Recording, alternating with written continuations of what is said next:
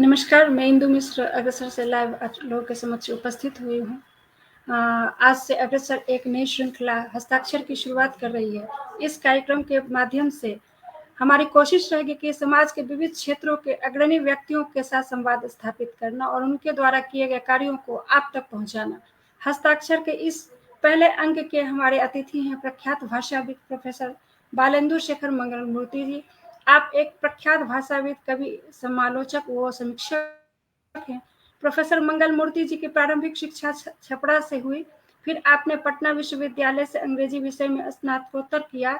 इसके बाद मुंगेर बिहार के आरडीएन डीजे कॉलेज में अध्यापन कार्य किया। इस दौरान आपने अंग्रेजी की शोध पत्रिका कंटूर का संपादन किया। साथ ही आपने कई शोध पत्रिकाओं में लेखन कार्य भी किया। आपने अमेरिकी कथाकार एडगर एलन पो के कथा साहित्य पर डॉक्टरेट की उपाधि प्राप्त की। आप 1998 से 2002 तक यमन गणराज्य में भाषा विज्ञान के प्रोफेसर रहे। यमन से वापसी के बाद अगले 10 वर्षों तक आप बनारस में रहते हुए अपने पिता पद्मश्री आचार्य श्री पूजन सहाय जी के संग्रहों के संरक्षण और संपादन में संलग्न रहे। आपने श्री पूजन सहाय जी साहित्य समक्ष नाम से 10 खंडों में संपादन संपन्न किया। आपका बहुत बहुत स्वागत है अग्रसर के मंच पर। धन्यवाद। और आपने दे दिया। आज का हमारा पहला सवाल है। आप पद्मश्री आचार्य शिव पूजन सहाय जी के पुत्र हैं, जिनकी गणना हिंदी साहित्य के शिखर पुरुषों में की जाती है। ऐसे में इतने गौरवशाली विरासत को संभालते हुए अपने लिए जगह बना पाना कितना मुश्किल था? कृपया दर्शकों को अपने विचार साझा करें। हाँ, इसमें सबसे पहले मैं प्रारंभ करूंगा। एक तो आपको मैं बहुत बहुत बधाई देता हूँ और धन्यवाद देता हूँ कि आप ये श्रृंखला चलाने का आपने निर्णय लिया है। ये बहुत अच्छा है, इसलिए कि ये समय आ गया है दूरदर्शन वाला, इसमें आदमी इंटरनेट पर संवाद कर सकता है। ये बड़ा बड़ा अच्छा एक विकास हुआ है। पहली बात मैं ये कह दूं कि मेरे पिताजी को पद्मश्री नहीं, पद्म भूषण उपाधि मिली थी 1960 में मिली थी ये उपाधि उनको। उसमें एक विशेष बात बताने की ये है कि पद्म भूषण सामान्यतः या पद्मा अवार्ड्स जिनको कहते हैं, ये पद्मा अवार्ड्स जो होते हैं उनके मिलने की एक सरकारी प्रक्रिया होती है। वो सब डिविजनल लेवल से लेकर के स्टेट लेवल तक उसकी एक स्क्रीनिंग होती है और नाम भेजे जाते हैं होम मिनिस्ट्री में, और वहां से जो है वो राष्ट्रपति भवन में जाती है। मेरे पिताजी के साथ ऐसा नहीं हुआ। उनका नाम नीचे से प्रस्तावित होकर ऊपर नहीं पहुंचा, बल्कि ऊपर से ही प्रस्तावित हुआ, स्वयं राजेंद्र बाबू के द्वारा प्रस्तावित हुआ वो नाम। अच्छा। पद्म भूषण के लिए कारण ये था कि शिवपूजन सहाय तो बहुत आत्मगोपन वाले व्यक्ति थे, तो वो तो कभी अपने को बहुत प्रक्षेपित कभी नहीं करते थे। तो उन्होंने राजेंद्र बाबू की आत्मकथा 1946 में, राजेंद्र बाबू जब जेल से छूटे थे 45 में, 1945 में पटना जेल से छूटे थे वो। भारत छोड़ो आंदोलन के क्रम में लोग जेल में गए थे, उस वक्त 2-3 साल लगातार जेल में रहे लोग। तो राजेंद्र बाबू जब छूटे थे तो उन्होंने कथा अपनी पूरी कर ली थी। और सबसे पहले राजेंद्र बाबू की आत्मकथा जो है वो हिमालय पत्रिका निकलती थी, मेरे पिताजी संपादक थे। तो हिमालय के अंकों में सबसे पहले अंक में राजेंद्र बाबू की आत्मकथा का पहला परिच्छेद जो है वो प्रकाशित हुआ सबसे पहले। और वो उसमें राजेंद्र बाबू का आदेश था कि वो अविकल रूप में छपना चाहिए, उसमें कोई परिवर्तन या संपादन नहीं होना चाहिए। मतलब ये कि राजेंद्र बाबू की लिखी हुई अपनी भाषा में वो प्रकाशित हुआ हिमालय के पहले अंक में। और उसके बाद 5 अंकों में वो धारावाहिक रूप से प्रकाशित होता रहा आत्मकथा। लेकिन उसमें शर्त लगा दी थी उनके जो राजेंद्र बाबू के जो निजी सचिव थे, उन्होंने शर्त लगा दी थी, राजेंद्र बाबू की सहमति से ही लगाई होगी, कि इसमें किसी तरह का कोई परिवर्तन भाषा में बिल्कुल ही नहीं होना चाहिए संपादन। तो वो उसी रूप में छपा, अविकल मौलिक रूप में छपा। 5 अंक जब छप गए, तब उसके बाद जो है अचानक शायद राजेंद्र बाबू को लगा कि इसका संपादन होना चाहिए। उन्होंने पढ़ा होगा, वो व्यस्त व्यक्ति थे, उन्होंने पढ़ा होगा तो उनको कुछ अटपटा लगा होगा, अपनी भाषा लगी। तो उन्होंने कहा कि शिवपूजन बाबू को इसको, शिवपूजन बाबू से उनका बहुत पुराना परिचय था, 1920 के आंदोलन से ही परिचय था उनका राजेंद्र बाबू से। तो उन्होंने कहा कि शिवपूजन बाबू को दीजिए इसको संपादन करने के लिए। तो मेरे पिताजी को वो मूल प्रति जो थी उनकी, जो मूल जो ये था पांडुलिपि जो थी, वो उनको दिया गया उसका संपादन करने के लिए। और उन्होंने कोई 5-6 महीना या शायद उससे भी कुछ अधिक समय में उन्होंने उसका सम्यक संपादन किया, उसकी भाषा का। अब ये एक ऐसी बात है जो जाननी चाहिए कि शिवपूजन सहाय ने जो मूल पांडुलिपि थी राजेंद्र बाबू की लिखी हुई, उसका उन्होंने संपादन किया। लेकिन उनके संपादन करने के पूर्व उसके 5 हिमालय के 5 अंकों में उसका अविकल मौलिक रूप जो था वो प्रकाशित हो चुका था। तो इसके चलते ये संभव था कि जो 5 अंकों में, हिमालय के 5 अंकों में जो अविकल रूप में वो आत्मकथा छपी थी, उसकी तुलना संपादित रूप से की जा सके, क्योंकि संपादित रूप ही प्रकाशित हुआ था, पुस्तक रूप में वो प्रकाशित हुआ था। पहले तो वो हिमालय के अंकों में धारावाहिक रूप से प्रकाशित हुआ, तो वो अविकल रूप में, मौलिक रूप में छपा, उस भाषा में कोई संशोधन परिवर्तन था नहीं। लेकिन बाद में राजेंद्र बाबू के आदेश से फिर उसका मेरे पिताजी ने संपादन किया, और राजेंद्र बाबू की प्रायः प्रत्येक हिंदी में लिखी हुई पुस्तक का संपादन मेरे पिताजी ने किया। तो जब उन्होंने उनका संपादन कर दिया और जब वो पुस्तक रूप में प्रकाशित हुई, तो यह संभव हुआ कि उसके मौलिक अविकल रूप को और उसके संशोधित प्रकाशित रूप की तुलना की जा सके कि संपादन कैसा हुआ था, भाषा का संपादन कैसा हुआ था। यह काम मैंने किया है। शिवपूजन सहाय साहित्य समग्र के जो 10 खंड छपे हैं, उसमें 5वें खंड में यह जो है सो तुलनात्मक जो उसके अनुच्छेद हैं वो दिए गए हैं। राजेंद्र बाबू की का जो मूल था, जो प्रकाशित हुआ था हिमालय में, वो दिया गया है, और ठीक उसके नीचे उसी अनुच्छेद का संपादित रूप भी दिया गया है, ताकि आप ये देख सकते हैं कि शिवपूजन सहाय ने उसमें भाषा का संशोधन किस तरह का किया था। और यह इसलिए भी महत्वपूर्ण हो जाता है कि शिवपूजन सहाय का काम ही था, लोगों ने उनको बना दिया था, संपादक ही बना दिया लोगों ने अपनी अपनी पुस्तकों का संपादन करने के लिए, क्योंकि वो समय था, नवजागरण की बात करेंगे आज हम लोग, वह समय था जब भाषा, हिंदी भाषा का परिष्कार और निर्माण हो रहा था। और उसके परिष्कार और निर्माण करने वालों में मैं बताता हूं, इंदु जी, जितना मैंने पढ़ा है, मैं तो अंग्रेजी का विद्यार्थी रहा, हिंदी से उतना परिचय नहीं रहा मेरा। पिताजी के संस्कार के कारण मैं हिंदी में भी कुछ लिखने लगा, लेकिन मैं अंग्रेजी का विद्यार्थी हूं। मैं आपको कहता हूं कि शिवपूजन सहाय ने नवजागरण काल में भाषा के परिष्कार और निर्माण का जितना बड़ा काम किया है, उसकी अभी लोगों को कोई जानकारी नहीं है, उसका कोई ज्ञान लोगों को नहीं है, क्योंकि लोगों ने, किसी ने देखा ही नहीं है। अब जैसे समग्र में मैंने जैसे जो आपको बताया कि समग्र में जो है वो दोनों पाठों को मैंने एक साथ दे दिया है, आप स्वयं देखिए उसमें शिवपूजन सहाय का संपादन श्रम क्या था।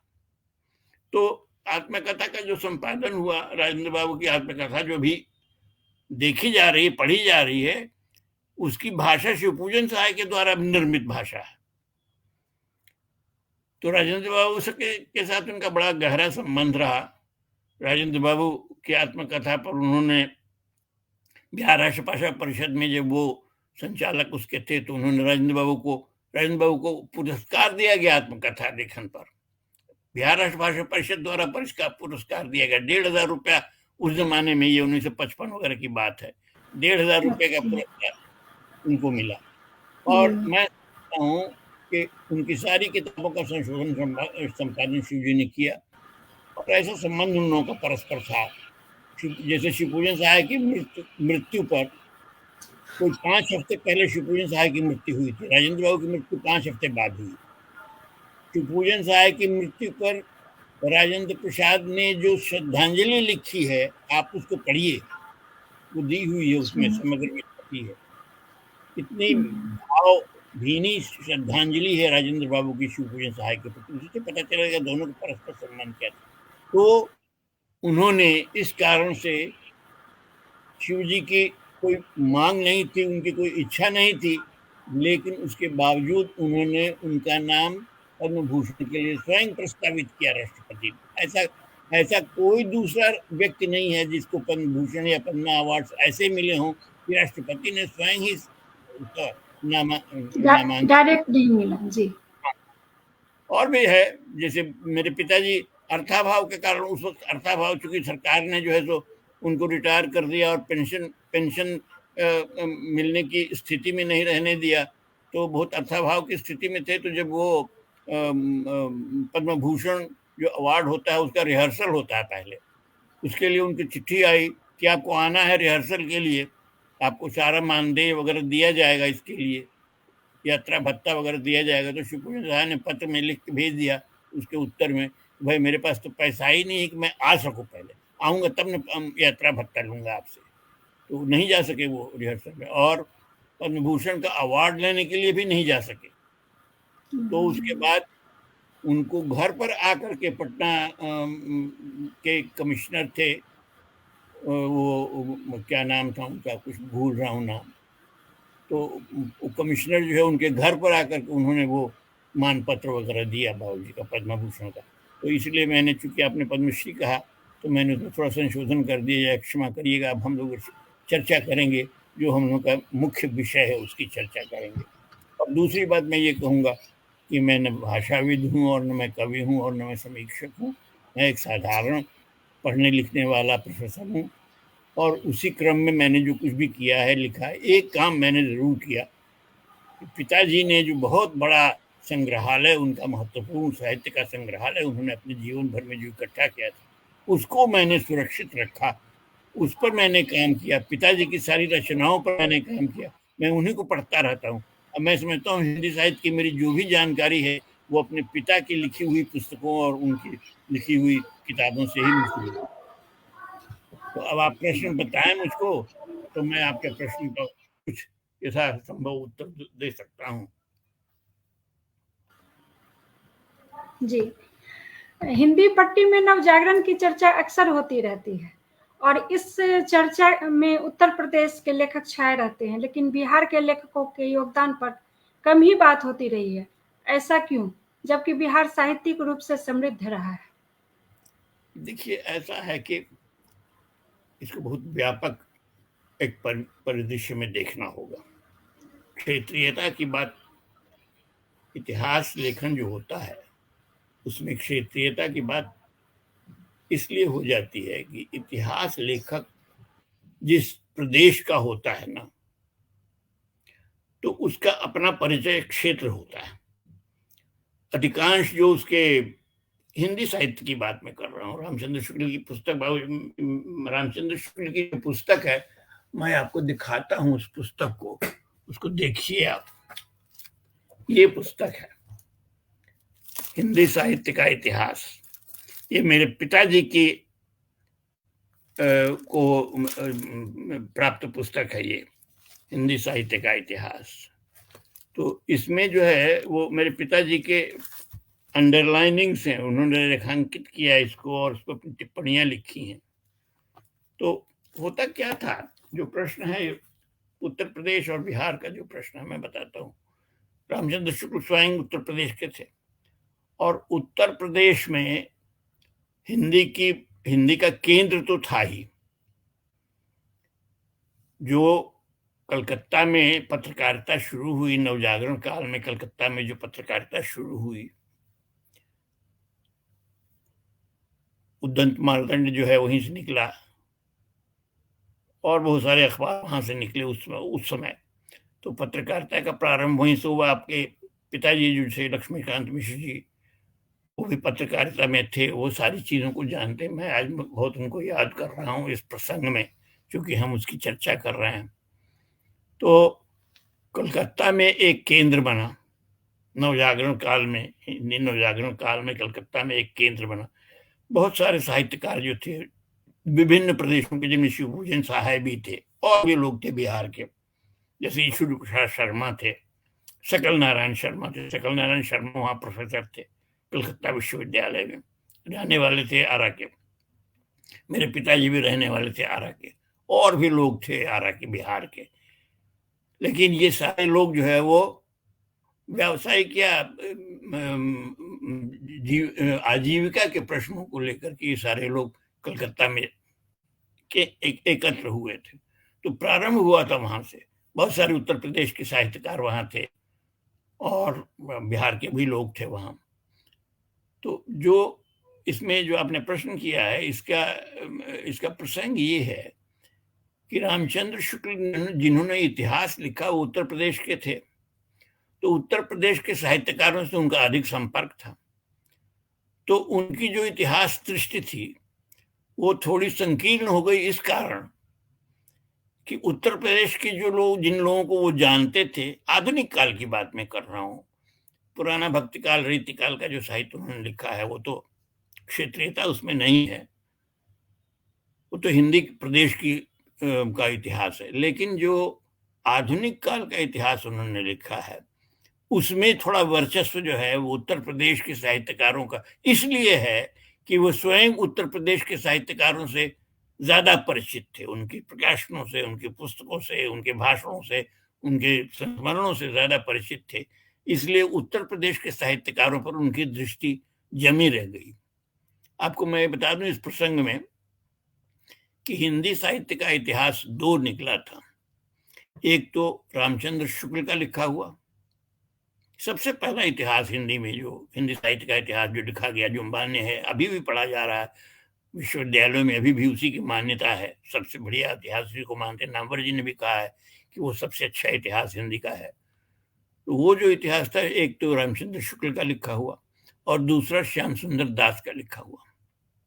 ये दो इतिहास उस वक्त प्रकाशित हुए थे और दोनों की मान्यता वैसी ही है। मेरे पिताजी ने इन दोनों साहित्यिक इतिहासों की समीक्षा जो है उन्होंने लिखी और वो गंगा में प्रकाशित हुई।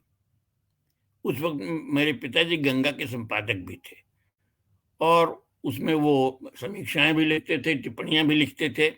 तो कुछ टिप्पणियां जो है वो छद्म नामों से लिखी जाती थी। भट्टनायक नाम से मेरे बाबूजी जो है वो लिखते थे, तो उसमें भट्टनायक नाम से इन दो इतिहासों, ये जो दो जिनका नाम मैंने लिया, एक श्याम सुंदर दास जी का लिखा हुआ हिंदी साहित्य का इतिहास और एक रामचंद्र शुक्ल जी का लिखा हुआ इतिहास, इन दोनों की समीक्षा मेरे पिताजी ने उसमें की है। ये बात 1930 की है, 30-31 की। गंगा में ये समीक्षाएं प्रकाशित हुई हैं और समग्र में तो सब प्रकाशित हो गया। बाबूजी का लिखा हुआ कुछ भी जो है महत्वपूर्ण, वो सब समग्र के 10 खंडों में है। मैंने इसी में इतना समय जो दिया, इसीलिए दिया कि एक केवल उस शिवपूजन सहाय का वो समग्र नहीं है। मेरे पिताजी की जो रचनावली है, जो समग्र है, आप समझ लीजिए कि वो संपूर्ण हिंदी नवजागरण का इतिहास उसमें है। अगर हम हिंदी नवजागरण की बात करते हैं तो हिंदी नवजागरण का जो लेखन है वो अपनी संपूर्णता में शिवपूजन सहाय साहित्य समग्र में उपलब्ध है। उस काल का सारा पत्राचार उपलब्ध है, उस काल के सारे संस्मरण उपलब्ध हैं, उस काल में जो भी पत्रकारिता हुई है वो सब उपलब्ध है। मेरे पिताजी की जो पत्रकारिता है वो है। तो इसलिए ये जो साहित्यिक इतिहास वाली जो बात मैं कह रहा था आपसे, तो ये साहित्यिक इतिहास की समीक्षा उन्होंने की और उसमें उन्होंने इस बात को रेखांकित किया जो आपके प्रश्न में अभी पूछा गया है कि बिहार की उपेक्षा क्यों हुई है। ये प्रश्न शिवपूजन सहाय ने पूछा और ये जो पुस्तक मैंने भी आपको दिखाई, हिंदी साहित्य वाली, इस पुस्तक में जगह जगह जहां भी आधुनिक काल का जहां इतिहास है, हर जगह मेरे पिताजी ने blue pencil, red blue pencil उस वक्त बाबूजी यूज करते थे उससे रेखांकित करने के लिए, हर जगह जगह जगह उन्होंने बिहार बिहार बिहार बिहार करके प्रश्न अंकित किया है उसको, क्यों यहाँ बिहार की चर्चा यहाँ क्यों नहीं की गई है, बिहार के अमुक व्यक्ति की चर्चा यहाँ क्यों नहीं की गई है। मतलब बिहार की जो उपेक्षा उस इतिहास में या श्याम सुंदर दास के इतिहास में हुई है, इस पर मेरे पिताजी ने टिप्पणी की है। अपनी टिप्पणियों में भी, संपादकीय टिप्पणियों में भी किया और उस समीक्षा में भी किया। तो इसलिए बिहार की उपेक्षा जो हुई है, एक तो यह भी कारण है, बिहार के जितने लेखक थे वो आत्मतुष्ट तरह के व्यक्ति थे। बहुत ज्यादा वो प्रयास नहीं करते थे अपनी रचनाओं के प्रकाशन के लिए या उनके प्रकाश के लिए, या लोगों के सामने तक वो पहुंचेंगे या नहीं पहुंचेंगे। बहुत सारी चीजें हैं जो अनलिखी रह गई, या लिखी रही तो पढ़ी रही, वो प्रकाशित ही नहीं हुई। तो बहुत सारा हिंदी का जो साहित्य लेखन हुआ है बिहार में नवजागरण काल में, बहुत सारा जो लेखन हुआ है बिहार में, आप समझ लीजिए कि उसका लगभग, मैं समझता हूं उसका लगभग 40% अभी तक जो है वो अज्ञात और अप्रकाशित है। तो एक कारण यह भी है कि उसकी चर्चा कम हुई है। इसका एक कारण यह भी है कि बिहार थोड़ा उपेक्षित रहा, प्रकाशन के क्षेत्र में भी उपेक्षित रहा। उसमें प्रकाशन में भी बहुत सारी चीजें अप्रकाशित रह गई जो हम मैंने पिताजी के लेखन में सब उजागर हुई हैं। उन्होंने उजागर किया है अपने लेखन में, कहाँ कहाँ क्या कौन कौन सा रह गया जहाँ जिसको प्रकाशित में अभी एक पुस्तक उनकी है स्मृति शेष, एक पुस्तक स्मृति शेष, ये संस्मरणों की पुस्तक है। इनमें संस्मरण है उन व्यक्तियों के, उन खास तौर से उन व्यक्तियों के जो बिहार के थे, उनके संस्मरण इसमें है, जिनमें जैसे नाम मैं बताऊंगा आपको। इसमें सबसे पहले तो शिवनंदन सहाय थे आरा के, मेरे पिताजी की पहली पीढ़ी के साहित्यकारों का मैं बता रहा हूँ।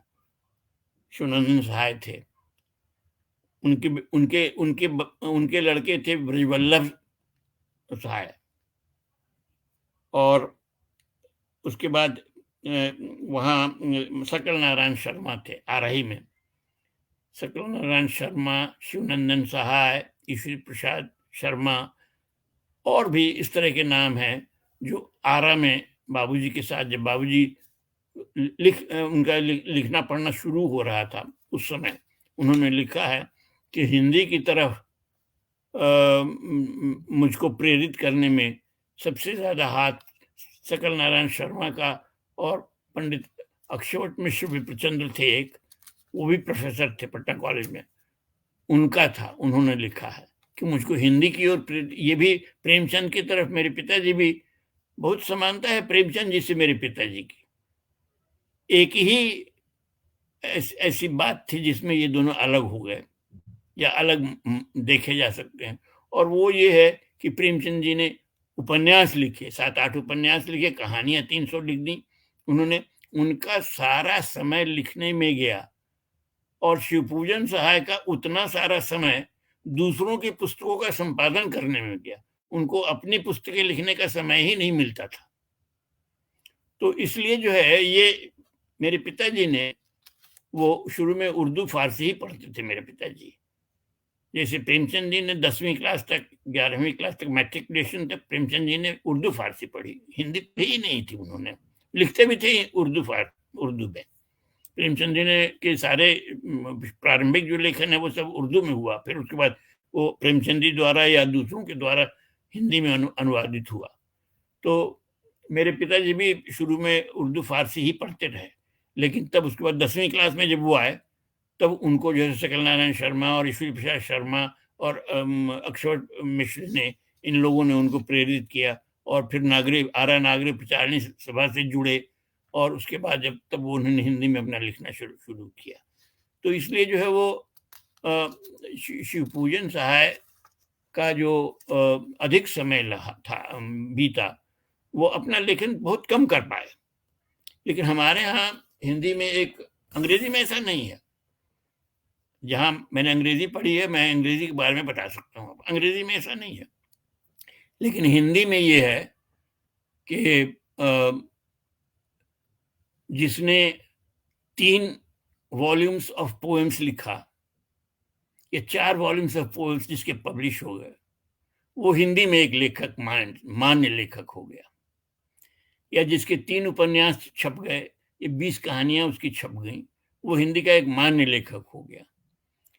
या कोई ऐसा लेखक जिसने 20 नाटक लिख दिए, या 5 नाटक 10 नाटक लिख दिए, वो हिंदी में एक मान्य लेखक हो गया।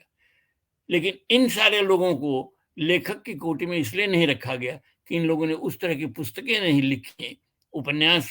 जैसे मेरे पिताजी ने एक उपन्यास लिखा, उसके बाद उनको उपन्यास लिखने का समय ही नहीं मिला, और वो उस उपन्यास में भी जो देहाती दुनिया उन्होंने लिखी, कितनी कठिनाई में लिखा, इसका उन्होंने वर्णन किया।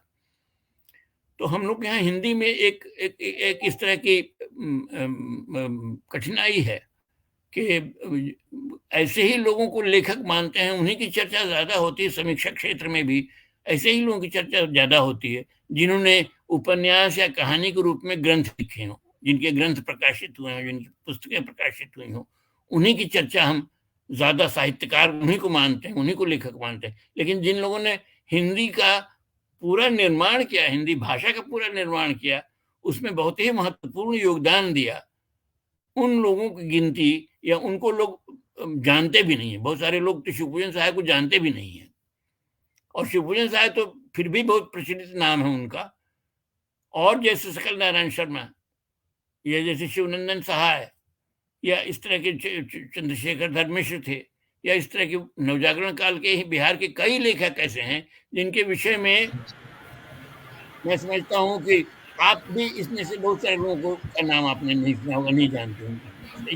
बहुत सारे ऐसे नाम हैं, जैसे अमृतलाल चक्रवर्ती हैं। तो इस तरह के बिहार के बहुत सारे लेखक हैं। मैं तो शिशु बाबू जी पर काम करता रहता हूँ, या काम किया है मैंने, इसलिए मैं इन लोगों से परिचित हो गया हूँ।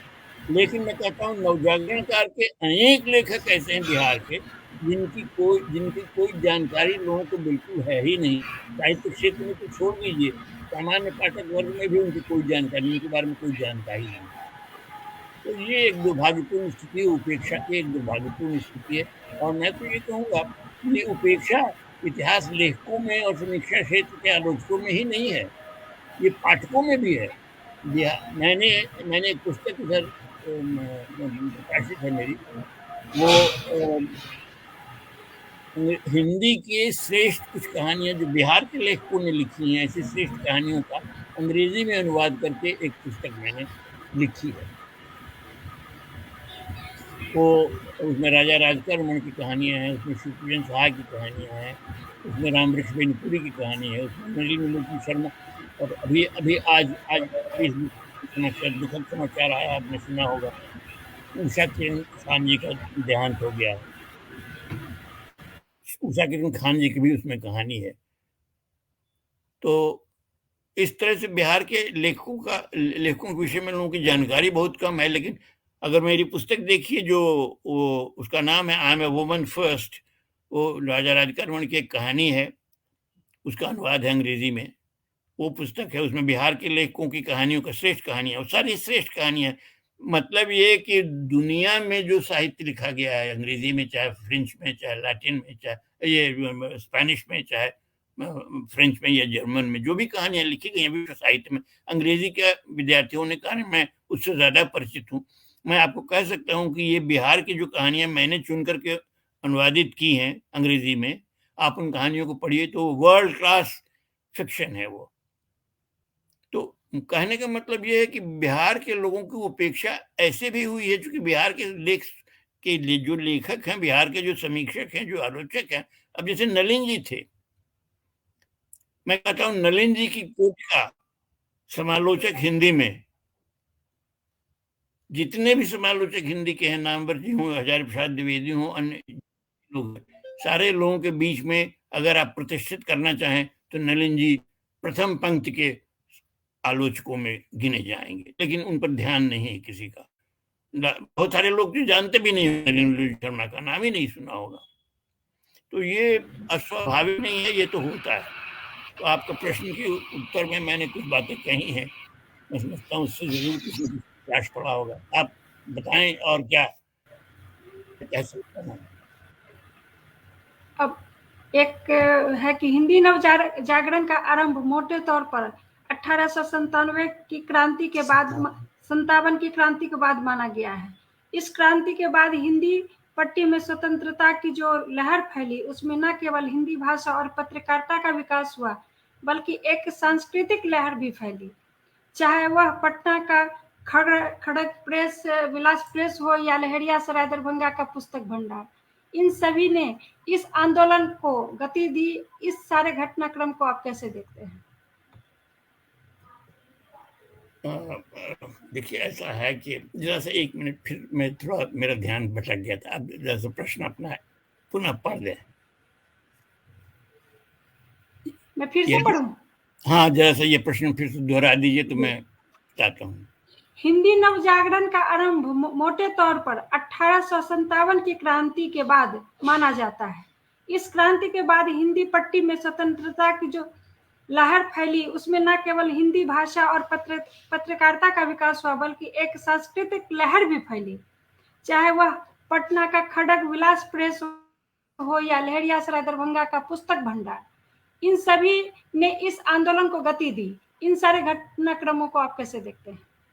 देखिए, ऐसा है कि जिसको हम साहित्य कहते हैं, साहित्य जो है वो तब प्रकाश में आता है जब वो पुस्तकों के रूप में मुद्रित होता है और सामने आता है। तो हिंदी साहित्य के विषय में मैं आपको बताता हूँ कि सबसे पहले हिंदी साहित्य में 2-3 केंद्र थे जो प्रकाशन के केंद्र थे। एक तो लखनऊ था, उस साहित्य निर्माण का केंद्र नहीं था, लेकिन साहित्य प्रकाशन का केंद्र था। और जो प्रेस था, दुलारे लाल भार्गव जी का जो प्रेस था, वो प्रेस एक बहुत बड़ा प्रेस था। वो उसमें मुख्यतः तो उर्दू की किताबें छपती थी ज़्यादा, अंग्रेजी और उर्दू की किताबें छपती थी, लेकिन हिंदी की भी किताबें छपती थी। और फिर वहीं से माधुरी पत्रिका निकली। तो एक तो वो था प्रकाशन का केंद्र। एक दूसरा केंद्र इलाहाबाद में था, वो इंडियन प्रेस का। चिंतामणि घोष थे उसके संस्थापक। तो इलाहाबाद में एक केंद्र था इंडियन प्रेस का, बहुत बड़ा केंद्र था वो, हिंदी साहित्य के प्रकाशन का बहुत बड़ा केंद्र था। एक केंद्र फिर यहाँ काशी में था, ज्ञान मंडल, और भी कई प्रेस थे वहाँ। और उसके बाद पटना में खड़ग विलास प्रेस, जिसका नाम आपने लिया, बाबू रामदीन सिंह थे उसके संस्थापक और अधिष्ठाता। और दूसरा जो केंद्र था वो लहरियासराय में रामलोचन शरण जी का, जो बाद में हुआ। पहले लहरियासराय की भंडार, पुस्तक भंडार नाम रखा उन्होंने, रामलोचन शरण जी ने। तो जो पुस्तक भंडार की जो स्थापना हुई वो बहुत बाद में हुई। पहले पुस्तक भंडार की सारी पुस्तकें भी ज्ञान मंडल में छपती थी या प्रेमचंद जी की सरस्वती प्रेस में छपती थी, मेरे पिताजी के कारण। मेरे पिताजी इसी काम के लिए काशी में रहते थे और पुस्तक भंडार की पुस्तकें वहां छपवाते थे, ज्ञान मंडल में या सरस्वती प्रेस में। तो ये सब प्रकाशन के केंद्र थे हिंदी के, और इनका बहुत बड़ा योगदान था। किताबें वहां से छपती थी। नागरिक प्रचारणी सभा थी काशी में। नागरिक प्रचारणी सभा ने जो द्विवेदी अभिनंदन ग्रंथ जो छापा, जो एक बहुत ही महत्वपूर्ण और एक समझिए मील का पत्थर कह सकते हैं उसको, अभिनंदन ग्रंथों की श्रृंखला में सबसे पहला, सबसे महत्वपूर्ण अभिनंदन ग्रंथ प्रकाशित हुआ। मेरे पिताजी उसके संपादक थे। वो इंडियन प्रेस में छपा, इलाहाबाद की इंडियन प्रेस में छपा। और फिर ज्ञान मंडल से आज अखबार निकलता था। तो प्रकाशन का एक बहुत बड़ा केंद्र काशी था। और एक केंद्र जो था वो खड़गविलास प्रेस पहले रहा। वो पुस्तक भंडार आदि से बहुत पहले, आप 19वीं सदी में वो शुरू हुआ, 19वीं सदी के उत्तरार्ध में खड़गविलास प्रेस। और पुस्तक भंडार 20वीं सदी में आकर के स्थापित हुआ। मेरे पिताजी पुस्तक भंडार में बालक का संपादन करने के लिए गए थे लहरियासराय। ये मेरा जन्म वहीं हुआ था, आपको मैं बताता हूँ। लहरियासराय में जब पिताजी मेरे थे, ये मेरे पिताजी वहाँ गए थे 1932-33 में, और 5-6-7 साल वहाँ वो रहे थे। तो ये प्रेस जो था, ये मैं समझता हूँ शायद 1925 के आसपास ये स्थापित हुआ था, क्योंकि इसकी रजत जयंती का एक स्मारक ग्रंथ निकला था, वो 46 में निकला था। तो मैं समझता हूँ ये वही 25-26 के आसपास स्थापित हुआ था। लेकिन ये जो खड़ग विलास प्रेस था, वो खड़ग विलास प्रेस काफी पहले, मतलब 19वीं शताब्दी के उत्तरार्ध में ही स्थापित हो गया था। तो ये जो प्रेस थे, हिंदी नवजागरण में जो साहित्य प्रकाशित होता था, लिखा जाता था, वो अलग है। जो प्रकाशित होता था उसमें बहुत बड़ी भूमिका इन प्रेसों की थी, चाहे वो ज्ञान मंडल हो, चाहे वो लखनऊ का प्रेस हो, दुलारी लाल भार्गव प्रेस जो था, दुलारी लाल जी का वो प्रेस हो, अथवा वो खड़ग विलास प्रेस हो, अथवा पुस्तक भंडार हो, या और भी अन्य जो प्रकाशन थे बड़े बड़े उस समय के, इन लोगों की बहुत बड़ी भूमिका थी हिंदी नवजागरण में। साहित्य के प्रचार प्रसार की बहुत बड़ी भूमिका थी। तो ये जो यंत्रालय थे, जो प्रेस थे, इनका भी विवरण मेरे पिताजी के टिप्पणियों में, या उनके जो निबंध हैं, या इस तरह के जो उनका जो लेखन है, उसमें इसका भी विवरण मिलता है कि ये इन प्रेसों का क्या योगदान था, किस तरह से ये प्रेस जैसे हिंदी भाषा और साहित्य का जो है वो विकास कर रहे थे, उसके विकास में सहायक बन रहे थे। तो ये जो था, इसमें बिहार का भी योगदान बहुत महत्वपूर्ण था। जैसे खड़ग विलास प्रेस जो था, जब 19वीं शताब्दी के उत्तरार्ध में जो रामदीन सिंह के जो प्रेस था, तो आप इससे समझिए कि भारतेंदु हरिश्चंद्र की पुस्तकें जो थीं, वो बनारस में नहीं छपती थीं, वो खड़ग विलास प्रेस पटना में छपती थी। कोई कारण रहा होगा। एक तो उनकी मित्रता थी रामदीन सिंह से, भारतेंदु हरिश्चंद्र की, इस कारण भी, और वो बहुत उच्च कोटि के प्रकाशक भी थे, तो उनके यहाँ से बहुत सारी पुस्तकें, उस समय की हिंदी नवजागरण काल की बहुत सारी पुस्तकें जो हैं वो खड़ग विलास प्रेस से छपी थी। और खड़ग विलास प्रेस की एक और विशेषता ये थी कि बहुत सारे लेखकों की पांडुलिपियां वहाँ संग्रहित थी, और वो एक तरह का म्यूजियम जैसा था उनके यहाँ खड़ग विलास प्रेस में। वैसा ही पुस्तक भंडार का भी बाद में हुआ। तो इन संस्थाओं का, प्रकाशन संस्थाओं का बहुत महत्वपूर्ण योगदान रहा हिंदी नवजागरण के साहित्य के और भाषा के विकास। और दूसरी बात, 1919 में जब बिहार हिंदी साहित्य सम्मेलन की स्थापना हुई, तो इसे हिंदी के विकास में एक युगांतकारी कदम माना गया। हालांकि इस दौरान दिल्ली, लखनऊ और बनारस आदि शहरों में पहले से साहित्य सम्मेलन कार्यरत थे। आप इन सारे घटनाक्रम को कैसे देखते हैं? इसकी पूर्व पीठिका और आए बदलाव में आप क्या, इनके बदलाव को आप बताएं। हाँ, तो इसकी पूर्व पीठिका और आए बदलावों के बारे में आप बतलाएं। किसकी पूर्व पीठिका? हिंदी साहित्य सम्मेलन। हाँ, देखिए, हिंदी साहित्य सम्मेलन में नागरी प्रचारणी, इसके पहले भी कुछ संस्थाएं कलकत्ता में स्थापित हुई थी। कलकत्ता बहुत बड़ा केंद्र था साहित्य का निर्माण का, और प्रकाशन का बहुत बड़ा केंद्र कलकत्ता रहा शुरू में, 20वीं शताब्दी के प्रारंभिक इसमें। लेकिन नागरी प्रचारणी सभा की स्थापना जो है वो 1893 में हुई थी। नागरी प्रचारणी, काशी नागरी प्रचारणी सभा की स्थापना 1893 में हुई थी। मेरे पिताजी का जन्म उसी वर्ष हुआ था जिस वर्ष में जो है सो वो स्थापना उसकी हुई थी, 1893 में। श्याम सुंदर दास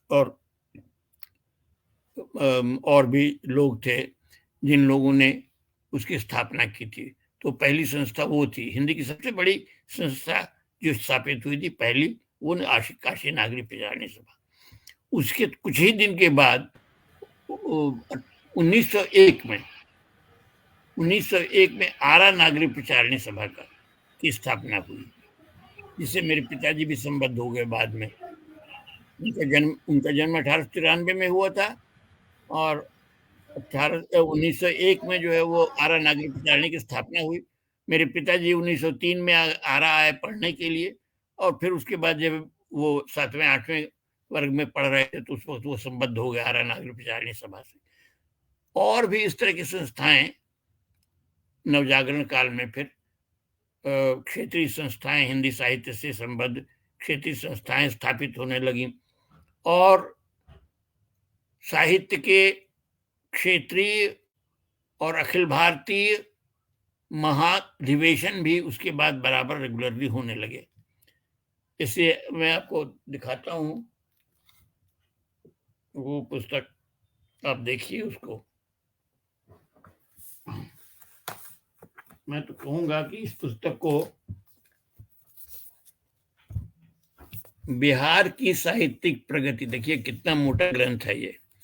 बिहार, ये जो है वो बिहार हिंदी साहित्य सम्मेलन जो पटना में है, आप कभी गई हैं वहां?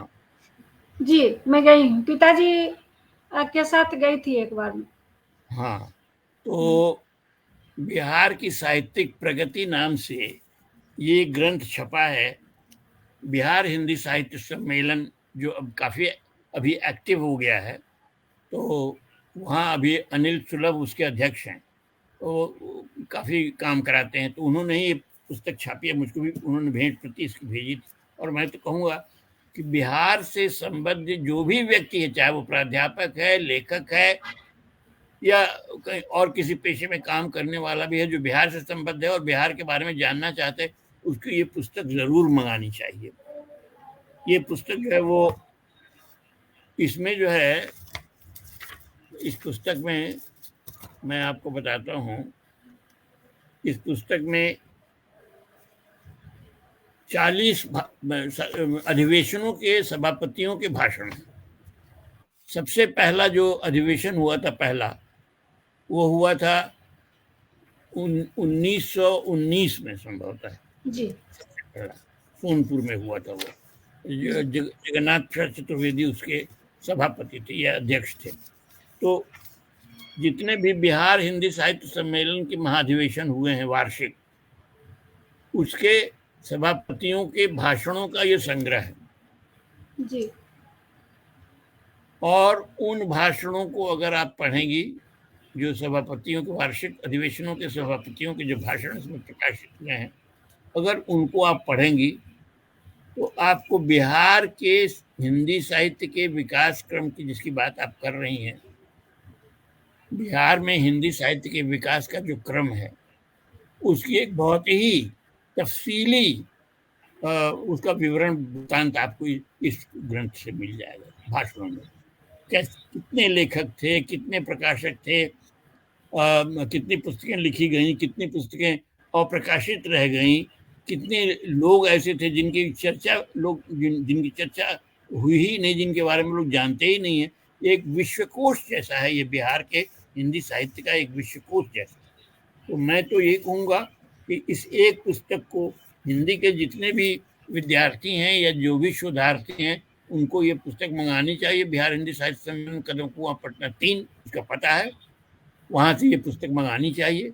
और इसमें बिहार के हिंदी साहित्य के क्षेत्र में बिहार का जो योगदान था, जिसकी आज हम लोग चर्चा कर रहे हैं, नवजागरण काल में जिसकी चर्चा कर रहे हैं, उसके बारे में ये एक विश्वकोश जैसा है। इसमें जितनी जानकारियां हैं, सारी जानकारियां आपको इसमें मिलेंगी भाषणों में। तो जो क्रमिक विकास हुआ है हिंदी साहित्य का बिहार में, उसका एक पूरा इतिहास जो है, विस्तृत इतिहास जो है, वो आपको इस ग्रंथ में मिलेगा। मेरे पास ये ग्रंथ था पहले से, पहले ये प्रकाशित हुआ था, ये बहुत पहले प्रकाशित हुआ। इधर उसका नया संस्करण ये निकला है, जिसमें अद्यतन जो है वो इसमें सारे भाषण हैं। ये 1900 ये इधर हाल तक के 2000 तक के जितने भी भाषण हुए उन सबका इसमें विवरण है। जैसे ये जो अनिल सुलभ तक का भाषण इसमें आ गया है। 40 वर्षों का इतिहास इसमें है। तो मैं तो कहूँगा कि हिंदी के विषय में बिहार में जो भी काम हुआ है, ऐसा नहीं है कि काम हुआ नहीं था, ऐसा नहीं है। काम बहुत हुआ, लिखा लोगों ने बहुत, चीजें बहुत प्रकाशित हुई, लेकिन किसी ने उनकी ओर ध्यान नहीं दिया, उनकी सुरक्षा नहीं की। एकमात्र शिवपूजन सहाय थे बिहार में, मैं आपको कहता हूँ, एकमात्र व्यक्ति थे वो साहित्य के क्षेत्र के, जिन्होंने साहित्य का संग्रह किया। और उनका जितना संग्रह हुआ, कुछ मेरा ये सौभाग्य है कि मैं उसका एक कारक बना। जो भी उन्होंने जितनी भी सामग्री उन्होंने संग्रहित की थी, उनका पुस्तकालय जो था गांव में, उस पुस्तकालय को हम लोगों ने फिर पटना में गांधी संग्रहालय है, वहाँ पर हम लोगों ने उसको स्थानांतरित कर दिया है। वहाँ पर वो सारी पुस्तकें, जितने भी लेखकों का नाम है, नवजागरण काल के जितने भी लेखक हैं, आप समझ लिए नवजागरण काल का पूरा साहित्य आपको शिवपूजन सहाय के उस संग्रहालय में, जो गांधी संग्रहालय में अब सुरक्षित रखा गया है, वहाँ आपको मिल जाएगा।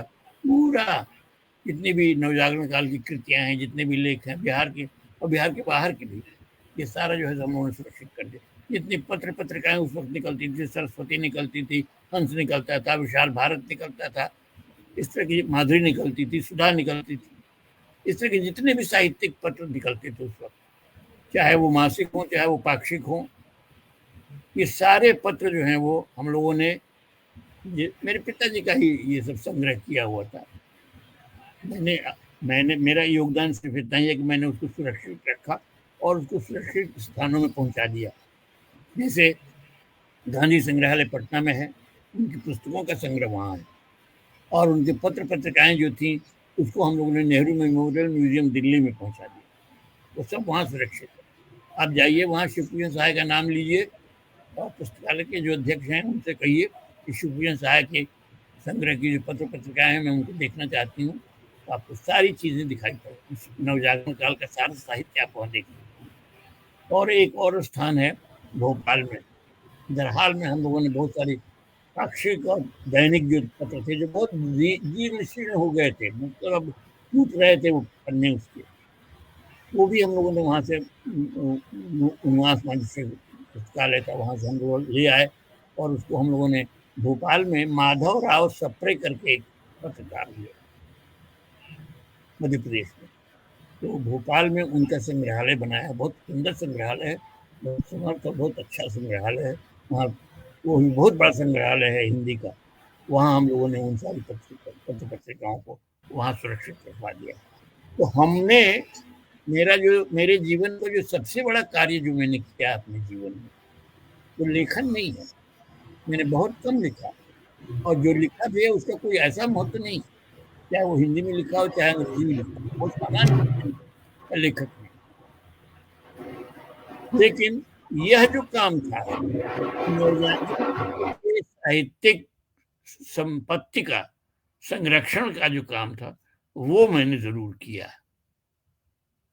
जिसकी आज हम लोग चर्चा कर रहे हैं। और यह काम जो था, इसमें मेरे पिताजी की जो भूमिका थी, वो साहित्य समग्र के 10 खंडों में अगर आप देखें उसको, तो सब दिखाई पड़ेगा कि उन्होंने कितना काम किया था और कैसे किया था। तो इंदु जी, मैं समझता हूँ कि हम लोग का समय खत्म हो गया क्या? इसमें कोई अतिशयोक्ति नहीं कि 19वीं सदी के उत्तरार्ध और 20वीं सदी के आरंभ और प्रेमचंद युगीन साहित्य को समेटकर बिहार को एक विमर्श खड़ा करने का प्रयास किया गया। इस संदर्भ में आप शिवपूजन सहाय जी की भूमिका को कैसे देखते हैं? देखिए, हम अभी तक जो बात कर रहे थे वो तो वही बात कर रहे थे कि शिवपूजन सहाय की जो भूमिका थी, वो एक तरह से वही भूमिका थी जैसी भूमिका आचार्य महावीर प्रसाद द्विवेदी की थी। मैं इन दोनों में बहुत साम्य देखता हूँ। महावीर प्रसाद द्विवेदी को अगर आप साहित्य का इतिहास देखेंगी, पढ़ेंगी, या हिंदी की समालोचना का जो क्षेत्र है उसको पढ़ेंगी, तो महावीर प्रसाद द्विवेदी ने स्वतंत्र पुस्तकें, रचनाएं उनकी बहुत कम हैं। कुछ अनुवाद उन्होंने किए, कुछ मौलिक ग्रंथ उन्होंने लिखे, जो छिटपुट प्रकाशित हुए, उनकी बहुत चर्चा नहीं हुई। उसकी एक सूची जो है जो मेरे पिताजी ने अपने संस्मरण में दी है। पुस्तकें और उन्होंने लिखी, छोटी मोटी पुस्तकें उनकी बहुत प्रकाशित हुई, करीब 50 पुस्तकें हैं, ग्रंथ होंगे या उससे भी अधिक होंगे। लेकिन महावीर प्रसाद द्विवेदी का योगदान हिंदी साहित्य की रचना में नहीं है। उन्होंने रचना के पथ पर चलते हुए उसको समृद्ध नहीं किया।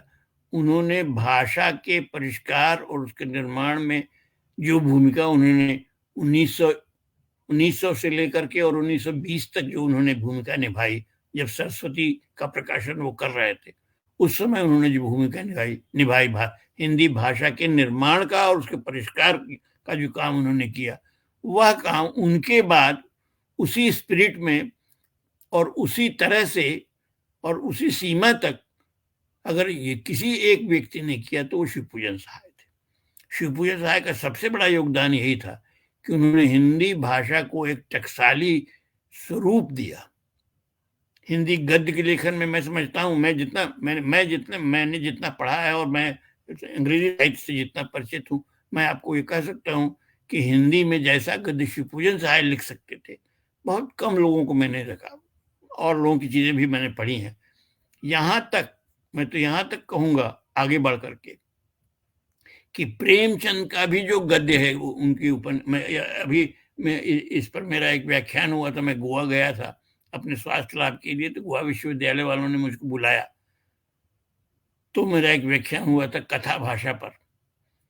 कथा भाषा जो होती है, प्रेमचंद की कथा भाषा कैसे विकसित हुई और शिवपूजन सहाय का उसमें क्या योगदान रहा, इस पर मैंने एक आलेख भी वो मेरे ब्लॉग में भी है। तो सबसे बड़ा योगदान अब जैसे प्रेमचंद की भाषा का मैं बताता हूं आपको।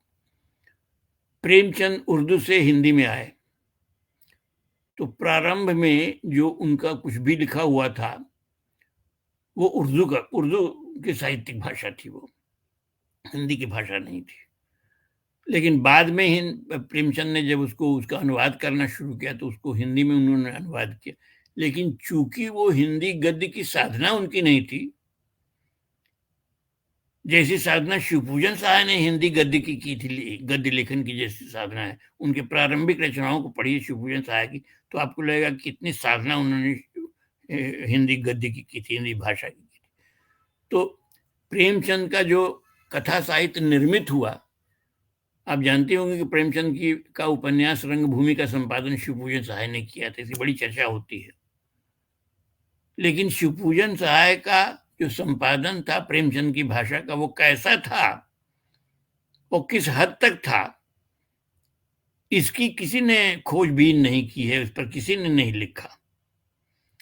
मेरा एक अभी अप्रकाशित लेख है, भाषण तो मैंने दिया था कथा भाषा पर, लेकिन उसका सोदाहरण जो है, विश्लेषण, मैंने अभी मेरा एक लेख है जो मेरे कंप्यूटर में अभी पड़ा हुआ है, उसको मैं पूरा करने वाला हूं। शतरंज के खिलाड़ी करके एक कहानी है प्रेमचंद की, आपने पढ़ा होगा, बहुत मशहूर कहानी है, उससे फिल्म भी बनी। तो शतरंज के खिलाड़ी का एक पाठ शोध जो है वो कमल किशोर गोयनका करके एक विद्वान है प्रेमचंद के, बहुत विश्वविख्यात विद्वान है वो। तो शतरंज के खिलाड़ी के 3 पाठों को उन्होंने लेकर के उसका विश्लेषण किया है। एक तो उर्दू में लिखी गई कहानी, तो उर्दू में है वो। दूसरी कहानी जो है वो हिंदी में फिर लिखी गई, उसका हिंदी रूप हुआ, रूपांतर। और तीसरा रूप जो है वो जब माधुरी में वो कहानी प्रकाशित हुई, वो 3 रूप हैं। एक तो पांडुलिपि हिंदी वाली, एक उर्दू में छपी हुई कहानी उर्दू वाली, और एक माधुरी में छपी हुई कहानी। एक छपी हुई कहानी, एक पांडुलिपि और एक उर्दू की पांडुलिपि। इन तीनों को उन्होंने गोयनका साहब ने, कमल किशोर गोयनका, और मेरे मित्र भी हैं, उन्होंने जो है वो इन तीनों का पाठ शोध किया, तीनों का कंपैरेटिव स्टडी एनालिसिस किया है उन्होंने। लेकिन गोयनका, कमल किशोर गोयनका की तरह के हिंदी के विद्वान और प्रेमचंद के विद्वान जो प्रामाणिक विद्वान माने जाते हैं, उन्होंने भी इसकी ओर ध्यान नहीं दिया। उन्होंने भी इसकी ओर ध्यान नहीं दिया कि शतरंज के खिलाड़ी और रंगभूमि दोनों का संपादन शिवपूजन सहाय एक ही समय कर रहे थे। ये बात है सितंबर 1924 की।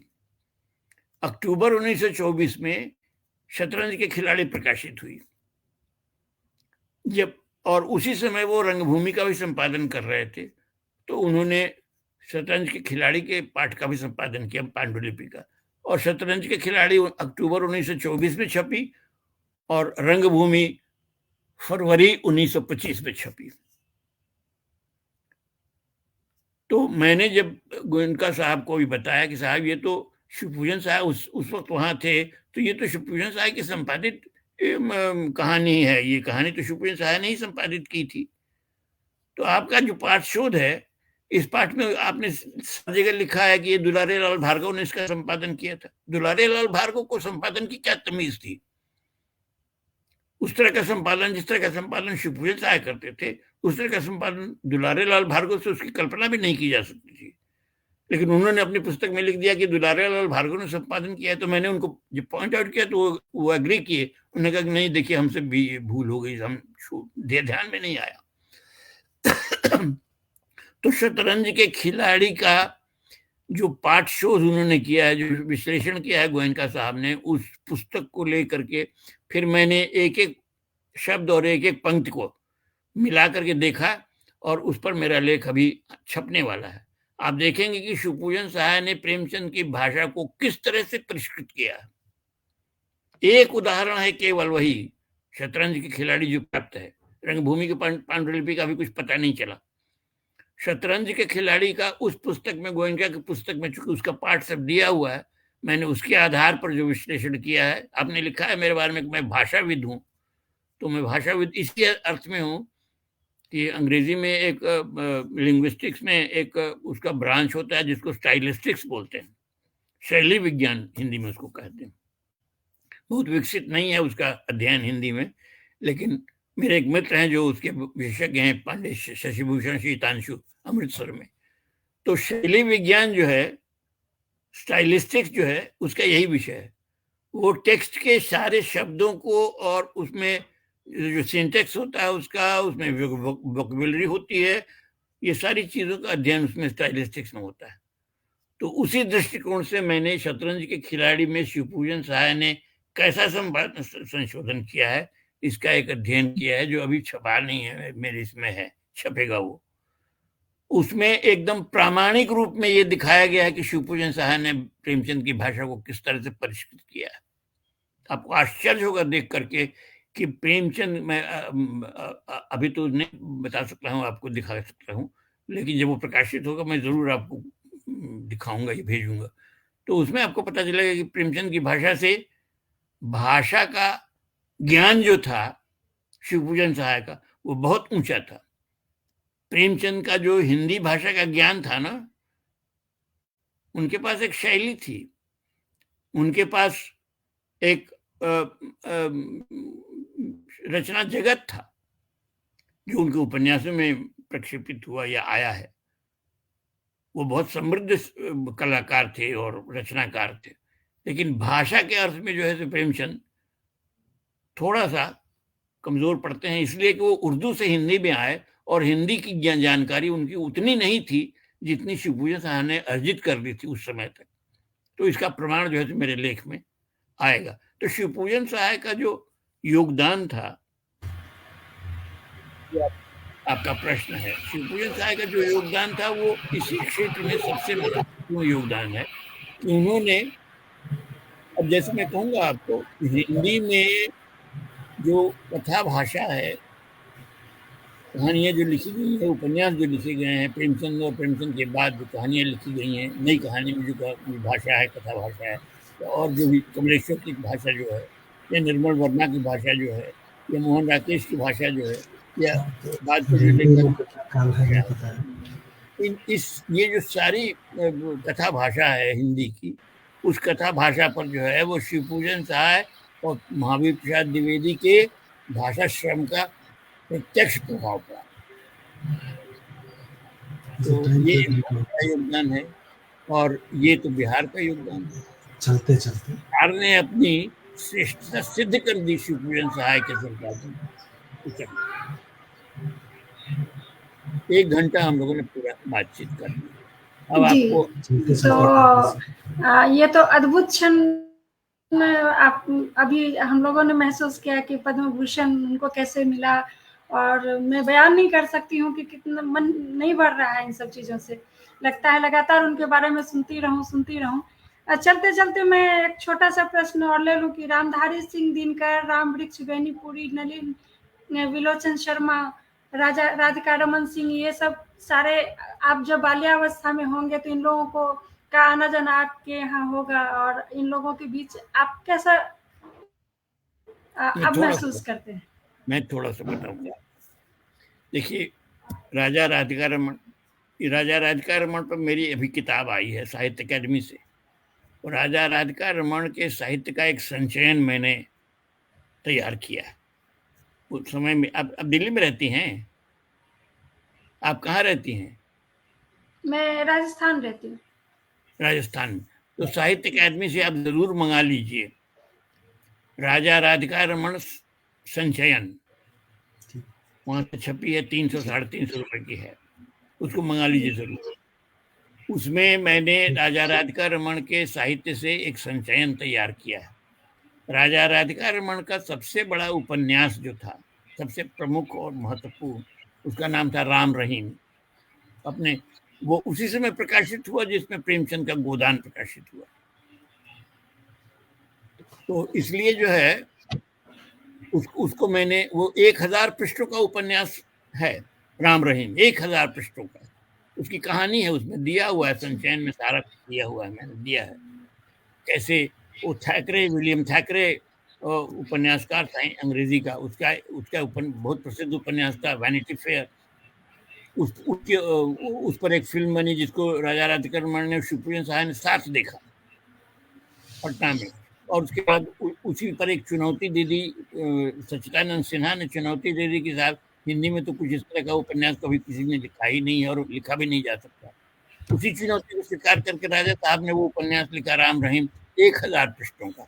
मेरे पिताजी ने संपादन किया और वो छपा पुस्तक भंडार से 1936 में वो भी छपा। 1936 में गोदान भी छपा, प्रेमचंद का गोदान 600 पृष्ठों का था, राजा साहब का राम रहीम 1000 पृष्ठों का था।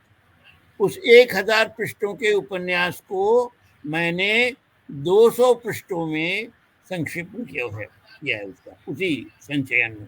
और वो संक्षेपण ऐसा है कि आपको पता ही नहीं चलेगा कि संक्षेपण किया हुआ है, वो मूल पुस्तक की तरह ही आपको उसमें पढ़ने में आनंद आएगा। तो राजा राधिका रमन थे और मैं सौभाग्यशाली हूँ कि मैं उनके बहुत ही निकट में रहा। बाबूजी जब भी जाते थे, छपरा कॉलेज में पढ़ाते थे, मैं छोटा था, बच्चा था, बाबूजी जब भी जाते थे, मातृहीन था, मेरी माँ मर गई थी, मैं 3 साल 4 साल का था तभी माँ मर गई, तो मैं बाबूजी के साथ ही रहता था, बराबर उनसे लगा रहता था। तो जब भी वो सूरजपुरा जाते थे, राजा साहब के राज्य में, आरा के पास सूरजपुरा है, वहाँ जब भी वो जाते थे तो मुझको जरूर साथ ले जाते थे। उस वक्त मेरी उम्र 7-8 साल की थी।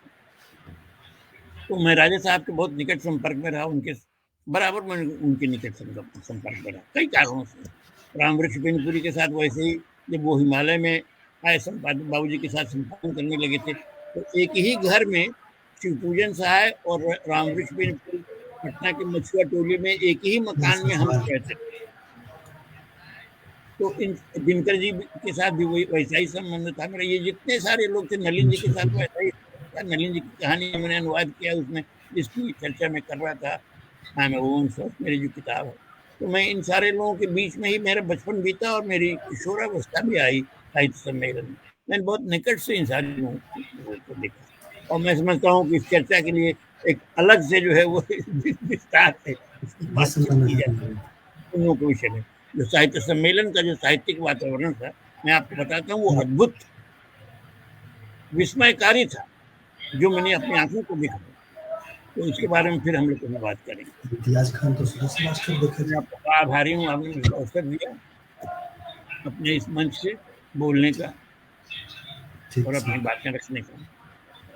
धन्यवाद। जी, बहुत बहुत आभार, आपने इतना कीमती समय दिया।